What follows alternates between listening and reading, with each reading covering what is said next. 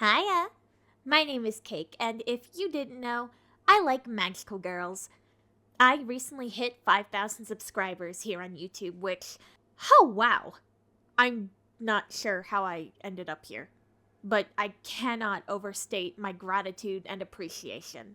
Thank you so much. As a celebration, I thought it would be fun to draw myself as other types of magical girls, because there isn't just one way to be one. Different franchises have different backgrounds, uniforms, and design philosophies. So I wanted to pick a few and draw myself as other types of magical girls. But first, let's take a look at my normal design, examine what elements make it unique, and try to keep those as we move along.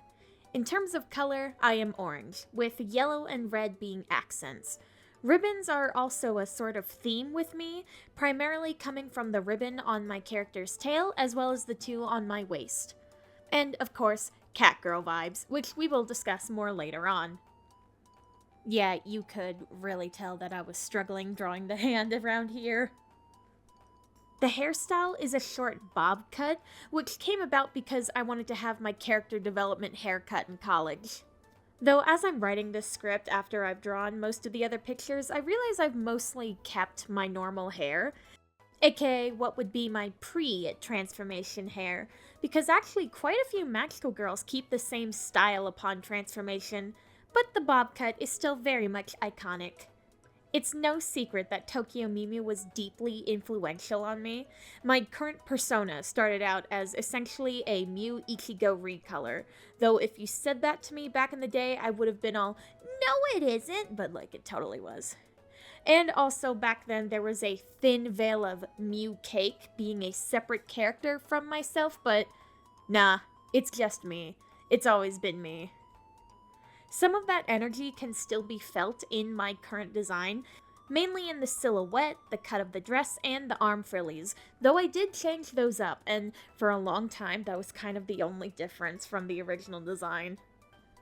This specific design actually came about because I was trying to draw me, but in the web series Tome Terrain of Magical Expertise, which if you follow me on Tumblr in, like, I don't know, my high school days, then you know what that is. But yeah, I kind of took some cues from Dust Bunny, because originally the V-cut was a whole lot more dramatic. I've gone through several phases with that. I like a little bit of cleavage, just, you know, some respectful anime titty. But the neck fluff that I normally draw now is kind of more reminiscent of Flame Girl from the same series, which is fitting because, yo, #1 Flame Girl fan here. Hey. Also, my little heart boots, which came about because one day in Spanish class I drew two hearts connected in a weird way, and I liked the shape. So that's how that happened. I struggle drawing tails sometimes just because it's hard to get that line concrete and looking how you want it. It's a lot of erasing, a lot of trial and error, as you can see. That's most art though.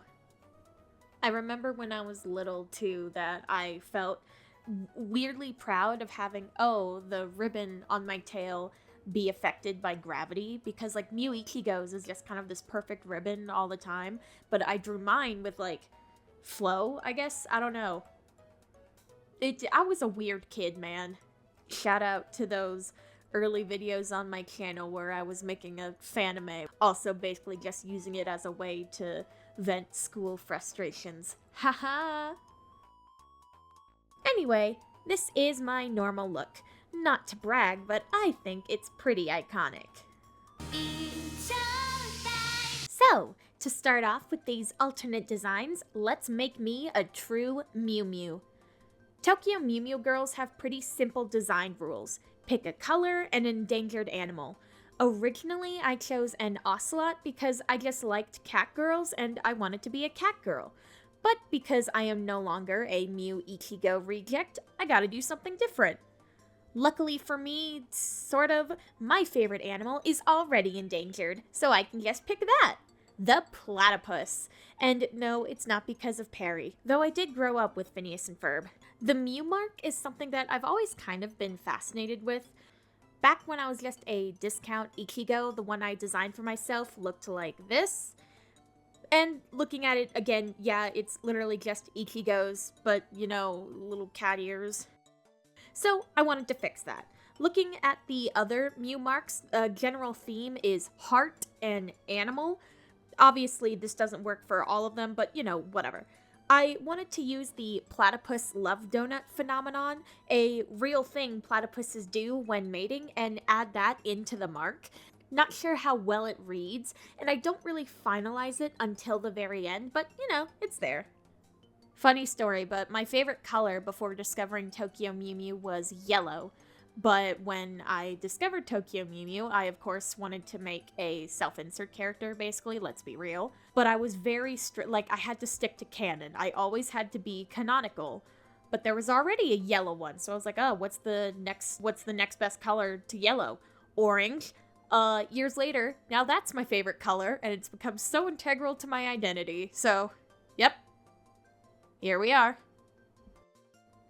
I am also thinking too hard and trying to imagine what my weapon would be, because Tokyo Miu Miu weapons are all puns and instruments, and I like ukuleles, so I was like, there we go. And I didn't really know what to do with it, so I ended up doing nothing, haha. Posing, I struggled with posing a lot throughout all of these, honestly. Part of my struggle with the pose is that I wanted the front to be facing because, you know, that's where the cute dress design is and all that stuff.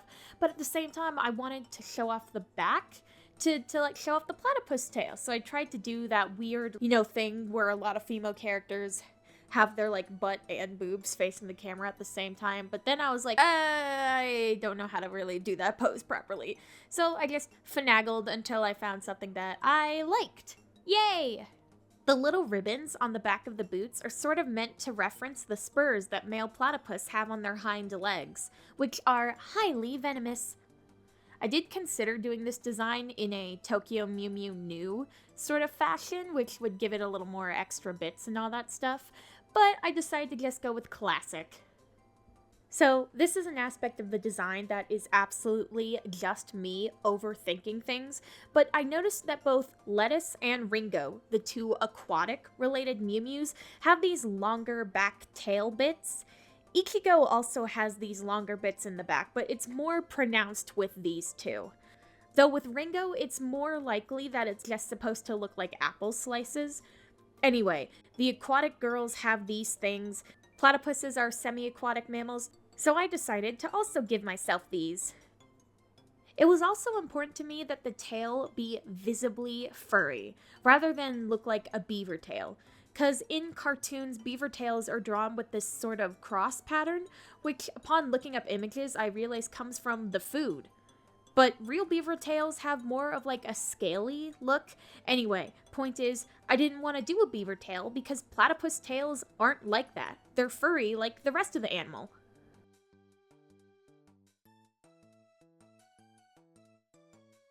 And it's me, Miu Cake, as an actual Miu Miu.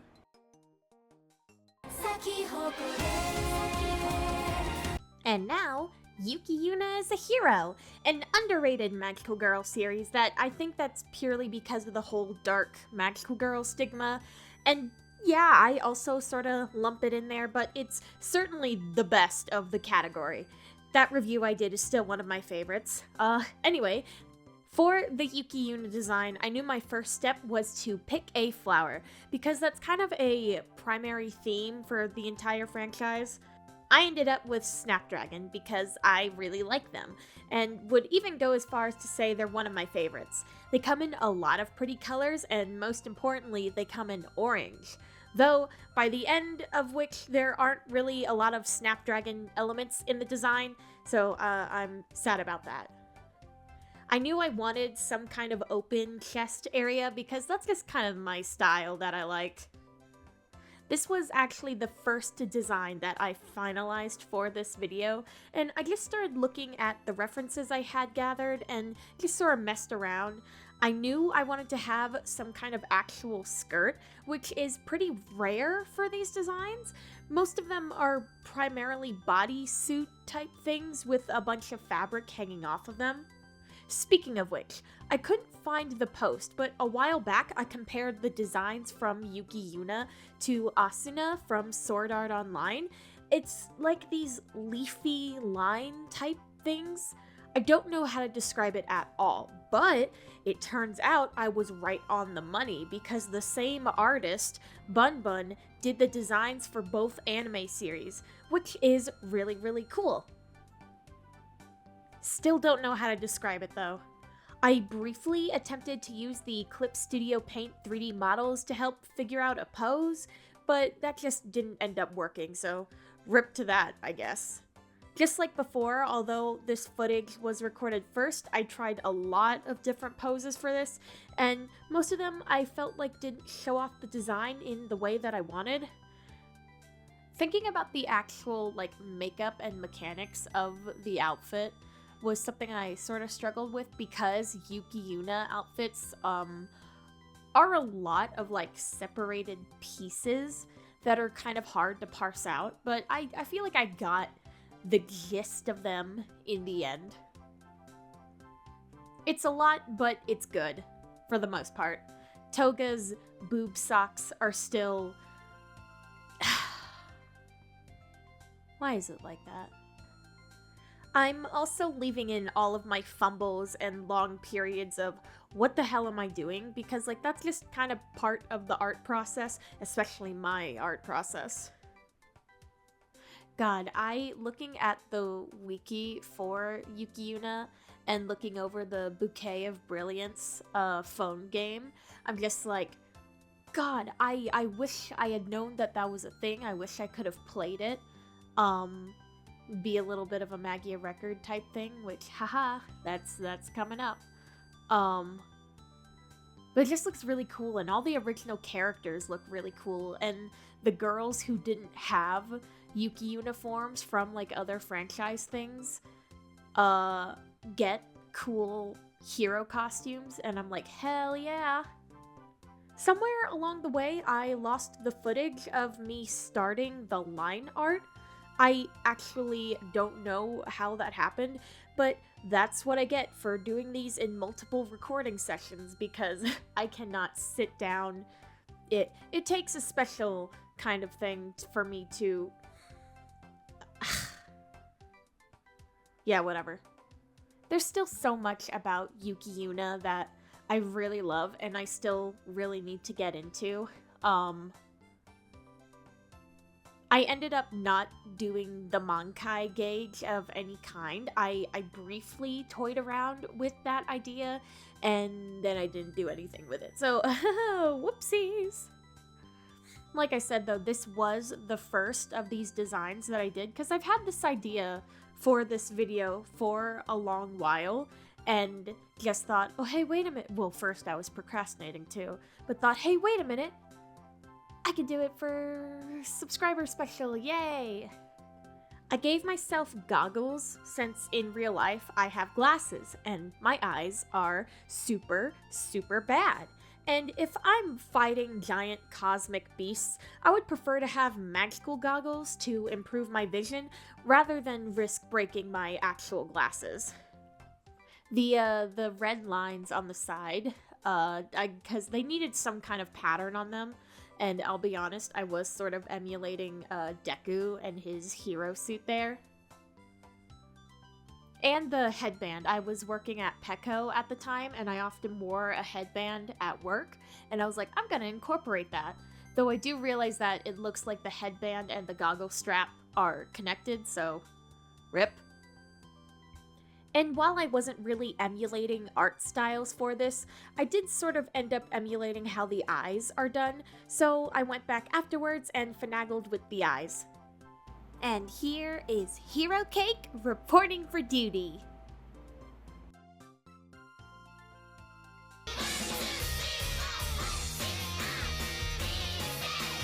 This one is a personal treat to myself because I did not obsess over this series and its origins for 2 years for nothing. Obligatory go watch my documentary statement. Anyway, Six Hearts Princess. Looking back on that video, there's a bunch of things that I would do differently now. Mainly have consistent video quality. But all in all, I'm really happy with it, and I'm happy with the reception it got. Anyway, with a bunch of references out, I got to work designing myself as a heart princess. I really studied these designs and tried to find some connections between them. And there are actually some subtle elements that I bet most people wouldn't notice unless you stared at them for hours. Like I did. Firstly, no matter what color theme anyone has, they all have little blue earrings and little blue gems on their boots and chest pieces. Though the purple princess, the earrings are more of a muted purple. I was looking at the images I scanned from the production books as references, and this confused me, so I went to the book itself, physically, and yep, nope, it's still purple on the design sheet, but it's blue in the actual show. Okay. Another thing I noticed was how the senior princesses all have sleeveless dresses, while the younger girls have full tops. Since I am older, I decided to follow that pattern with a sleeveless dress. I wasn't too sure what to do with the arms afterwards, so I went with some fun flowy sleeves. There are a lot of design rules that the princesses follow, but then occasionally some of them just don't. Each of them have a sort of signature shape that can be seen on their compacts, their wands, and their wand holder, but several of them break the design convention for no reasons. Kanade's wand and compact have a diamond shape, but the wand holder is a skull. Ami has a little sparkle shape, but her wand looks like a beetle. It bothers me more than it should. There are some other examples, but whatever. But I went simple and stuck with a star, cause I like stars. Also, all of the shoes are literally the same, just color swapped, which I find that really interesting to be the one thing that is a constant uniform between each of the characters. I didn't end up liking the proportions on the first sketch, so I did it again and felt much better about it. I also briefly sketched out the proportions over Haruka to try and use that as a base, but I didn't really like how that looked, but it did help me to sort of figure out how to stylize things. So, each of the girls have a peony mark somewhere on their body, and while I didn't draw it, I did think about where mine would be. Okay, so these marks are apparently the locations of fatal injuries that they somehow survived, and that's what makes them princess candidates. The source on this is a single piece of production art that was shown off at some exhibition somewhere at some time. Yeah, I don't know. Anyway, my peony mark I decided would be on the side of my head, specifically right behind my ear. I have food allergies, and I went into anaphylaxis a few times when I was just a wee child. And one time, it left a scar, and anaphylaxis is not supposed to do that. So I think that fits the whole fatal injury thing. It only shows up when I'm overheated, but since it's behind my ear, I can't exactly see it. Sigh. I've seen some jokes about how Six Hearts Princess is dead, but I assure you it isn't. Studio Pankotan's Twitter updated around the time that I was working on my video, and despite their last tweet being in 2023, I still believe the show is being worked on. It's probably just taking so long because the animation production for the show is an absolute wreck. And also, Takashi Murakami isn't exactly the best animation director, it seems. Though I really can't wait to see what comes next. I mean, I did not buy the production books and also the official plushies for nothing. Still waiting on the Ko and Tae plushies, though. I swear I will get them. Honestly, at this point, just Six Hearts Princess. Man. Yeah, no, this project just really activated my neurons of like, oh, I need to know about this. I can't let it be a mystery. I feel like I'm justified in saying that I am the aficionado on Six Hearts Princess of the English-speaking internet. And here is the Orange Princess, because the show apparently is scared of that color.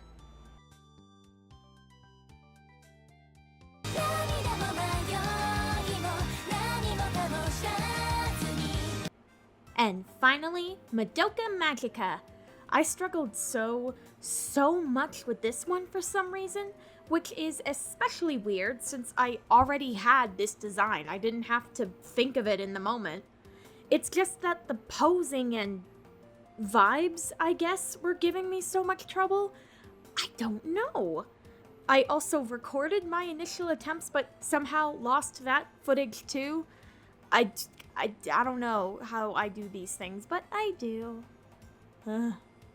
I designed a Madoka-style magical girl back when I first watched the show in 2013-14, and it wasn't really much, honestly, especially since at that time the only designs we had to go off of were of the original 5 gals.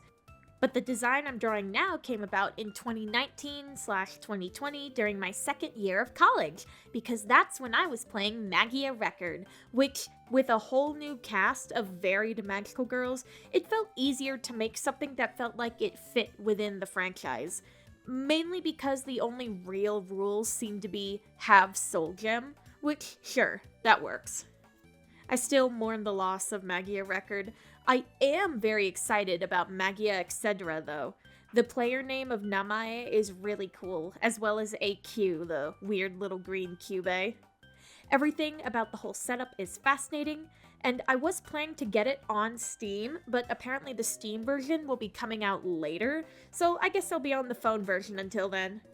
I'm really glad that the Magica Record gals are also gonna be in the game, especially Masara. I love her so much. The only other characters that I would want to ask for are Hinano and Mitsune. I'll be completely real, I don't know where this design came from. I wanted something to emphasize the chest and came up with this little vest thing. I remember one sketch I had somewhere, there was a midriff, which is super not my style at all. I tried a shirt-skirt combination, but the middle always felt weird and didn't look right. So I just threw the weird vest thingy on top of a dress of some kind, with some weird slanty parts at the bottom because visual interest. And these weird loop ring thingies I have on top. I straight up don't know what they're all about, but it's cool though. The $1,000,000 question when it comes to a Puella Magi OC is the wish. So what would I have wished for? It's a little personal, but I would have wished to be able to speak to my grandfather one more time. He died when I was in middle school, and as I got older, I changed a whole lot as a person, and for the longest time, I was kind of nervous as to what he would think of me now. But, you know, like the sanctity of the circle of life and all that, so I can't just wish him alive. So one more conversation would suffice. In terms of what power that would give me, I'm not sure. Magical girls already have what's essentially telepathy between each other thanks to Cube. I thought about maybe being able to see past events. I don't want it to be as simple as speaking to the dead. I don't know. My weapon would be a sword of some kind because I like swords. Simple as that. When I first did this design, I said it was a naked blade with a ribbon. Swords and ribbons. That's about it. Oh yeah, I'm also really excited about the new Madoka Magica movie. It's been a while since that trailer dropped, but there is so much in there, and just yeehaw. I decided to keep my glasses, just because. More magical girls deserve to keep their glasses when transforming. I say as my normal magical girl form doesn't keep glasses. Whoopsies! Anyway, here is me as other types of magical girls. Thank you so much for watching, and thank you for supporting me so far. I have a lot of cool things planned in the future, and I hope you'll stick around to see them. Bye!